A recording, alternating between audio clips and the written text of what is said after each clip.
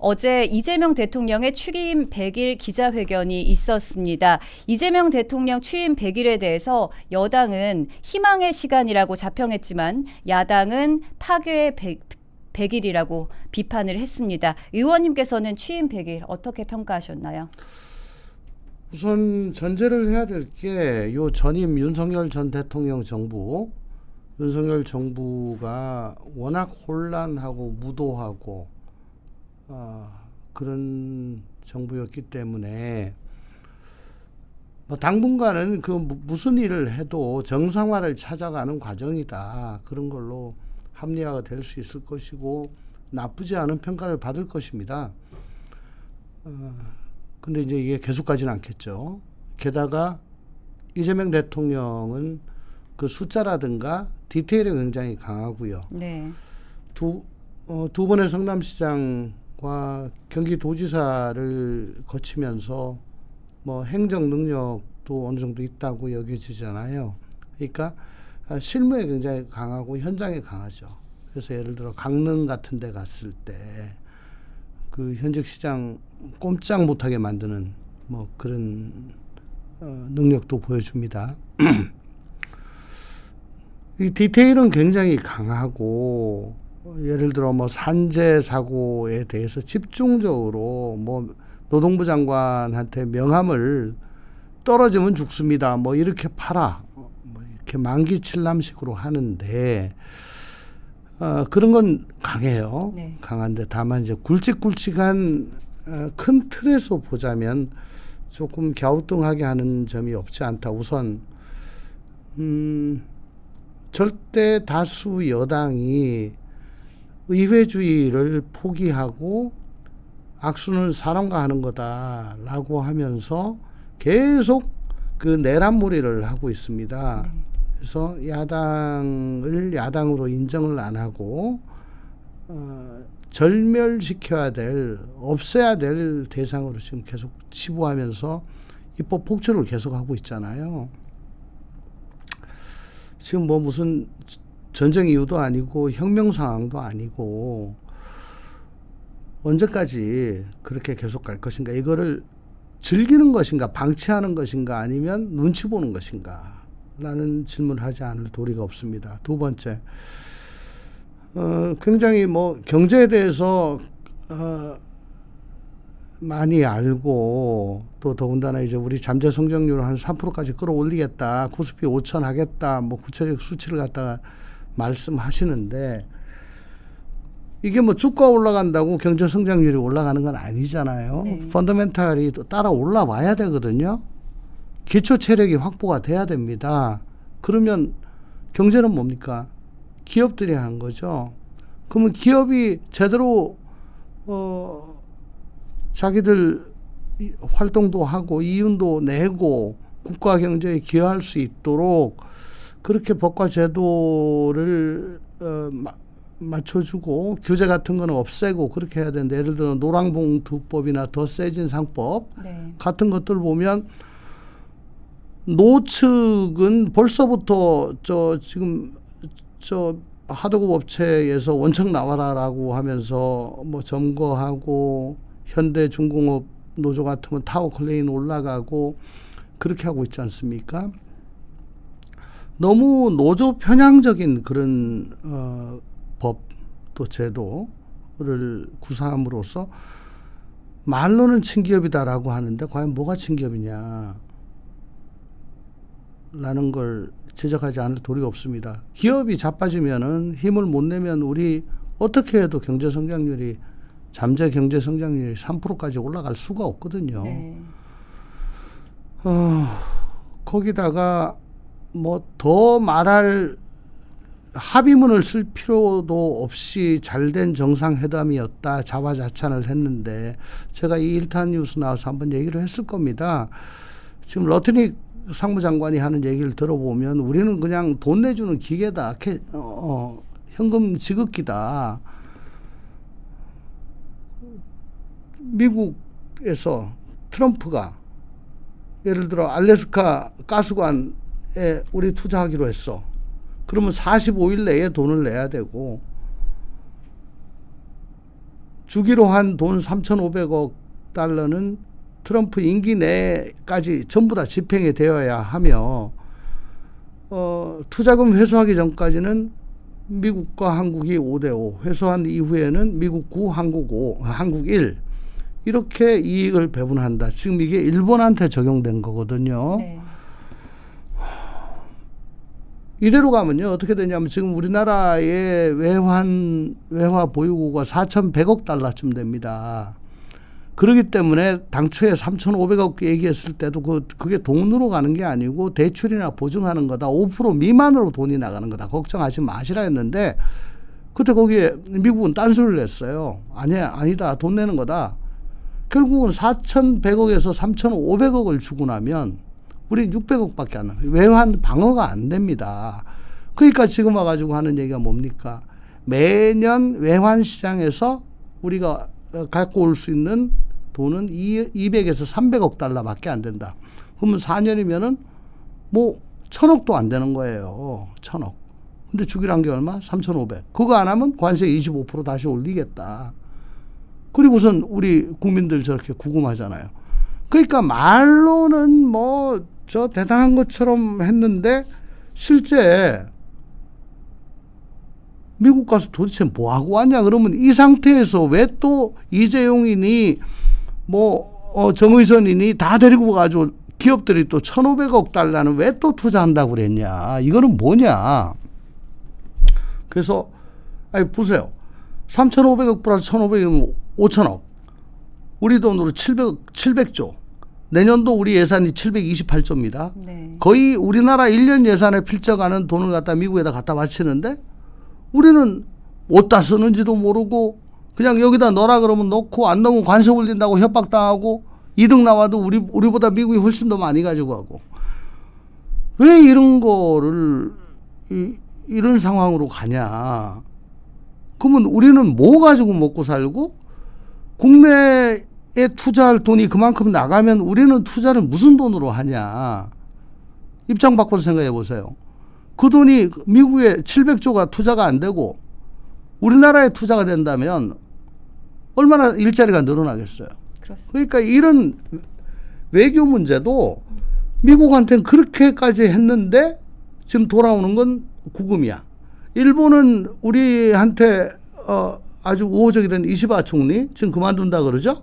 그리고 1등, 2등 하는 총리 후보 둘 다 극우에 가까운 사람입니다. 저 어떻게 바뀔지 몰라요. 네. 근데 북중도는 또 똘똘 뭉치고 있죠. 그러니까 이게 외교 안보 정세가 지금 굉장히 불안하다. 세 번째 말씀드리고 싶은 거는 내란 얘기만 나오면은 아주 교조적으로 바뀌어요. 그러니까 딴 거는 굉장히 실용적이고 뭐 아유 그건 뭐 고집 부릴 필요 뭐 있어 그 바꾸면 되는 거지라고 하는데 내란 딱 나오면은 굉장히 굳습니다. 그래서 내란 특별재판부 내란 특검법 개정에 대해서 굉장히 딱딱하게 했잖아요. 이상하잖아요. 내란 특별재판부 뭐 그게 왜 위헌이냐. 네. 내란 특검법 그 김병기가 정보조직법하고 빠타쳐가지고 합의를 봤는데 아유 난 그거 원치 않는다. 이 둘 다 공통점은 내란이거든요. 아니 물론 국민의힘이 일찌감치 저 계엄과 탄핵에 대해서 확실한 입장을 정하고 윤석열 전 대통령에 대해서 확실하게 손을 떼고 인연을 끊고 해야지 저런 얘기가 못 나오는 건 맞습니다. 그 점에 있어서 저는 계속 얘기를 하는데 어쨌든 그렇다고 하더라도 저 계엄 발령한 지 9시간 만에 끝났어요. 해제됐어요. 그리고 그때 내란 우두머리 윤석열 대통령 구속돼 있습니다. 중요임무 종사를 거진 다 구속됐습니다. 저 부안해동 하는 사람들 뭐 얼마나 있을지 모르지만 그 부안해동 하는 사람들이 좀 숨어 있다. 그 끝까지 다 잡아야 된다. 이게 내란 척결이 우선이다. 지금 내란이 뭐가 진행이 되고 있죠? 그러니까 말끝마다 내란이잖아요. 이거는 마치 2017년도 문재인 정부 들어와서 적폐청산. 네. 적폐몰이한 거와 비슷한 느낌을 줍니다. 지금 내란 특검도 뭐 기한을 연장하고 하는 것이 이게 뭐 계속 이거 가지고 울고 먹겠다는 거냐. 그럼 5년 내내 내란 가지고 울고 먹으면 문재인 정부 때 이상으로 아마 문제가 될 겁니다, 이게. 그러니까 이런데 지금 딱 잡혀가지고 정치 엉망이고 경제 암울하고 외교 불안하고 거기다가 내란을 동력으로 아주 완고한 입장을 지금 나타내고 있는 거. 이게 좀 마음에 많이 걸려요. 네. 다양한 측면에서 분석을 해 주셨는데요. 아까 전에 말씀하셨던 외교 측면에서 봤을 때 어제 이재명 대통령이 이제 자기에게 그 불합리한 그런 그 합의서에는 사인하지 않겠다 이런 말도 했거든요. 그렇다면 도대체 언제 사인하겠다는 말일까요? 아니 그러니까 왜 합의문이 없냐, 공동성명이 없냐, 어쨌냐 했을 네. 때 그때 청와대 강유정 청와대래 용산의 강유정 대변인이 뭐 공동성명 뭐 합의서 서면 작성할 필요도 없이 너무 잘된 회담이다. 그래서 그거 안 했다. 네. 이렇게 얘기했는데 그 말이 안 되죠. 아까도 잠깐 말씀을 드렸습니다마는 지금 서명하지 않으면은 러트닉이나 트럼프가 지금 우리 팔을 비틀면서 강요를 하고 있거든요. 최소 3,500억, 뭐 이게 5천억까지도 갈지 어쩔지 모르겠는데 이거 일본이 일단 우리한테 굴복을 했다. 그거하고 똑같이 하자. 트럼프 대통령이 정하는 데다가 45일 내에 그 돈을 넣어라. 안 넣으면 관세 다시 25로 올린다. 지금 그거거든요. 3,500억인지 5천억인지 트럼프 임기 말까지. 근데 아까 제가 말씀을 드렸습니다만 거기에 사인을 하게 되면 일본은 일단 엔이 기축통화입니다. 기축통화국이고 그다음에 미국과 무제한 통화 스와핑이 돼가지고 엔 갖다 주면 달러 줍니다. 우린 그게 아니에요. 네. 거기다가 일본의 외환 보유고는 1조 3천억 달러쯤 되는데 우리가 4,100억 달러. 1조 3천억 달러에서 5,500억 하면은 보니까 한 42%쯤 되고 우리 4,100억 달러에서 3,500억이라고 낮게 칩시다. 그래도 84%예요. 외환 보유고에. 그러면 이게 외환 방어가 안 되는 거야. 우리가. 그런 문제가 있어요. 네. 그러니까 이거 사인을 못 하는 거예요. 못하면 계속 25%로 가겠지. 그럼 주고 나는 거는 현대 기아차야. 네. 일본은 지금 도요다는 다 15%로 가는데 우리는 25%로 지금 계속 가거든요. 그래서 내가 다른 방송 가서 그랬습니다. 아니 이렇게까지 투자하고 뭐 저 참외타 파네 아이고 참 판다 그러고 그냥 이거 없던 걸로 하고 그 돈 가지고 국내에다 투자하고 하는 게 낫겠다고 아니면 저 다른 나라에다 투자하는 게 낫겠다고 이게 뭐냐고. 지금 그 돈 주고 나면 우리 경제가 지금 굴러가질 않게 생겼는데 못할 거예요. 네. 아마 앞으로 당분간은 힘들 것이다. 이렇게. 아니 외환 보유고의 84%를 네. 미국 쪽에다가 생돈으로 준다는 건데 그게 돼요? 네. 자, 이제 이번에는 또 기자회견에 나온 발언들도 좀 짚어보도록 하겠습니다. 우선 내란 재판부 설치와 관련해서 이재명 대통령은 또 그게 무슨 위헌이냐라면서 사법부는 입법부가 설정한 구조 속에서 판단하는 것이라고 말했는데요. 의원님께서 지난주 일타뉴스에 출연하셨을 때 전부 다 위헌이다라고 말씀을 하셨었죠. 어떤 의견 가지고 계십니까? 우리 이재명 대통령이 저 연수원 사법연수원 같이 다니는 동기인데 헌법 네. 공부는 별로 안 하신 것 같아. 아주 그 내용 중에 충격을 받은 게 대한민국은 권력에 서열이 있다. 국민이 1등이고 그다음에 국민이 직접 뽑은 직접 선출 권력이 그다음이고 법원처럼 선출되지 않은 간접 선출 권력은 그 밑에다. 네. 그러니까 국회 밑에 사법부가 있다. 국민 주권이 최고다. 뭐 이렇게 얘기를 해요. 네. 깜짝 놀랐는데 입법, 사법, 행정은 위아래가 없습니다. 비유를 하자면 자동차가 가려면 엔진이 동력을 내야 되겠죠. 네. 저는 그게 행정부라고 봅니다. 네. 어떻게 갈지를 조절을 해야 되겠죠. 그게 국회라고 봅니다. 과속하거나 잘못 가면은 브레이크를 밟고 제동을 해야 되겠죠. 그게 사법부라고 봅니다. 셋 중에 하나라도 안 되면 차가 제대로 흘러갈까요? 안 되죠. 네. 비유가 아마 맞을 겁니다. 이 비유가. 그렇다고 핸들이 조향장치가 제동장치보다 서열이 위다.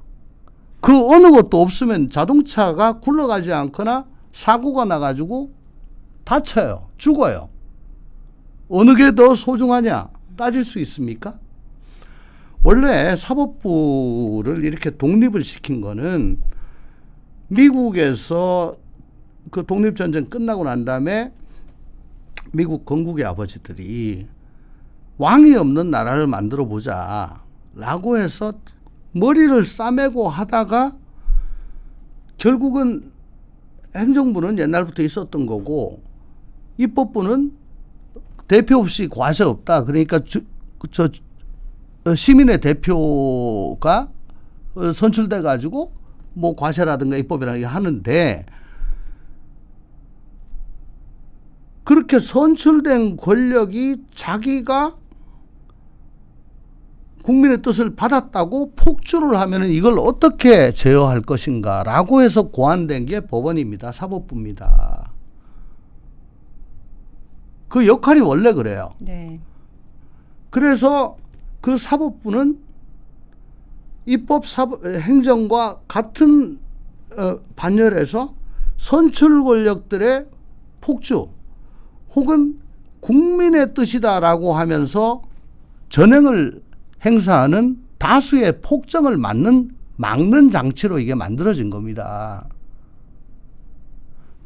그런데 이걸 갖다가 입법부 밑에 사법부가 있다.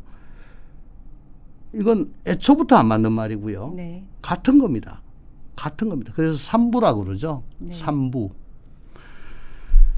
그리고 입법부가 정하면 그 틀 안에서 해야 된다? 예, 법률로 정하면 그 틀 안에서 하는 거 맞죠. 근데요, 그 법률이 아무거나 법률로 하면 되냐? 법률 위에 뭐가 있습니까? 헌법이 있습니다. 헌법은 주권자의 의지가 반영된 거예요. 헌법의 틀 내에서 법률을 만들고 무슨 기구를 만들고 하는 거지 그 헌법의 테두리를 벗어나면 당장에 어떻게 됩니까? 위헌 법률로 해가지고 법 자체가 무효가 돼요. 그러니까 입법부가 내가 직접 권력이야. 직접 선출받은 권력이야. 네. 그러니까 우리 멋대로 해도 돼. 라고 하면은 사법부나 헌법재판소에서 거기에 대해 가지고 잣대를 가지고 재봅니다. 헌법에서 허용된 범위 내에서 권한을 행사돼야 되는데 이건 헌법에 어긋난다고 얘기를 하는 거예요. 왜? 사법부는 법관으로 구성된 사법권은 법관으로 구성된 법원에 속한다라고 되어 있습니다. 그 얘기가 뭐냐면 딴 데서는 여기에 뭐 감나라 배나라 건드리지 말한 거예요. 그 중에 하나가 재판부를 어떻게 구성할 것인가. 그리고 이 사건이 어느 재판부로 갈 것인가. 그거는 법원에서 알아가지고 해라. 입맛대로 자기 마음에 드는 사람한테 사건은 그 재판부로 가든가 아니면 그 재판부에서 3명이 있는데 1명이 마음에 안 든다고 그 사람 뽑아내고 딴 사람 넣든가. 이렇게 하면은 이게 공정한 재판이 되겠느냐. 그 재판을 받은 국민이 그걸 납득을 하겠느냐. 그리고 왜 그 국민만 무작위로 추출되는 재판부에 의해서 임의적으로 선정된 재판부가 자기를 재판하는 게 아니고 의도된 재판부로에게 재판을 받느냐. 이거는 공정하지 않다. 평등권 위반이다. 뭐 말하자면 한도 끝도 없습니다. 네. 여러 가지 이유로 그러니까 그러면 예를 들어 한도 끝도 없이 지리하게 끌던 조국 윤미향 사건 그때 저도 불만 많았어요. 이게 뭐 하는 거냐 도대체 재판을. 어? 그러면 저 재판장이 지금 이거 2년씩 3년씩 지금 사건 끌고 있는데 이거 저 사람 봐주려고 그러는 거야 이거 사건. 바꿔라고 반대쪽에서 들고 일어납니까? 그때까지 그런 적 없잖아요. 이재명 대통령이 대표 시절 구속영장이 청구가 됐다가 기각이 됐죠. 그때 뭐 저도 뭐 좀 이상하다 싶긴 했지만 그거 가지고 저 판사가 말이야 어쩌고 저쩌고. 근데 지금 민주당에서는 한덕수 대행 영장 기각되고 그때부터 또 그 전에 해병사령관 드론 작전사령관 기각되고 그때마다 특별재판부를 만들어야 된다. 왜? 우리가 압도적 다수니까 법 만들면 된다. 이게 뭐예요? 마음에 안 든다. 마음에 안 드니까 저 뽑아버리고 싶다. 지기현 판사. 왜 그때 그 구속 취소해가지고 풀어주니? 나는 여러 방송 나가서 그때 당시에 공수처가 저 체포하고 구속한 거 절차적으로 위배해 있어가지고 저 구속에 절차상 하자가 있다. 나중에 문제가 될 거다라고 했는데 바로 그걸로 지금 그때 취소가 됐거든요. 석방이 됐거든요. 근데 직위원을 물고 늘어지면서 직위원을 뽑아내지 않으면 뭐 중계방송을 하겠다. 이렇게 자기들의 마음에 들지 않는다고 이렇게 법을 만들어가지고 하는 거를 이건 개별 사건 법률이에요. 법률이란 거는 일반성이 있어야 되거든요.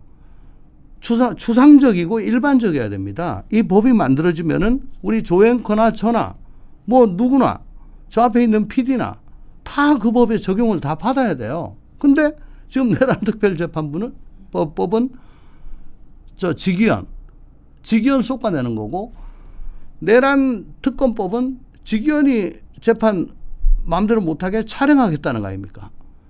딱 그 사건만 하는 거잖아요. 네. 이거는 위헌의 소지가 무지하게 높은 거예요. 어쨌든 연수원 같이 다녔는데 헌법 공부를 조금 덜 하신 것 같아요. 네. 이에 대해서 조희대 대법원장도 공론화가 필요하다고 했고 지금 회의를 진행 중인 걸로 아는데 어떤 입장을 좀 내놓을 걸로 보이십니까? 오늘 전국 법원장 회의죠. 네. 전국 법원장 회의는 대법원장이 아니고 법원 행정처장이 네. 회의를 주재할 겁니다. 법원 행정처장은 수차례 국회 법사위에 나와가지고 지금 특별재판법, 내란 특별재판부 만들자는 그 법.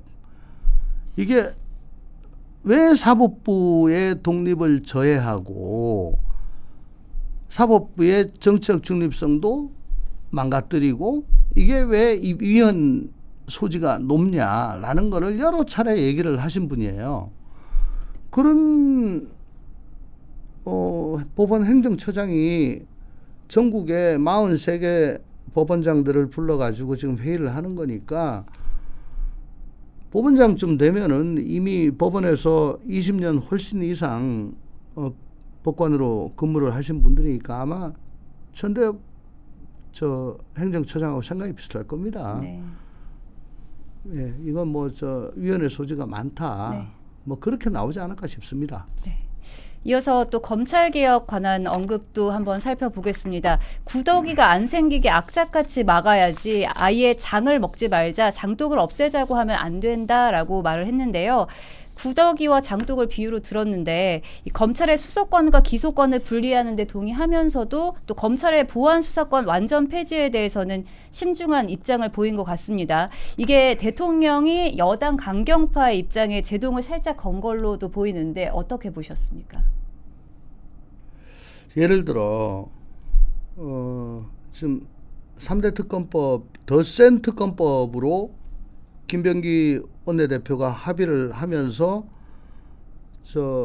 금융위 금감원 뭐 이거 바꾸는 정보조직법 개정안하고 주고받고 해서 합의를 했잖아요. 네. 송원석 원내대표하고. 근데 그게 정청래 대표가 이거 안 된다라고 지시를 했다. 바꿔라 다시.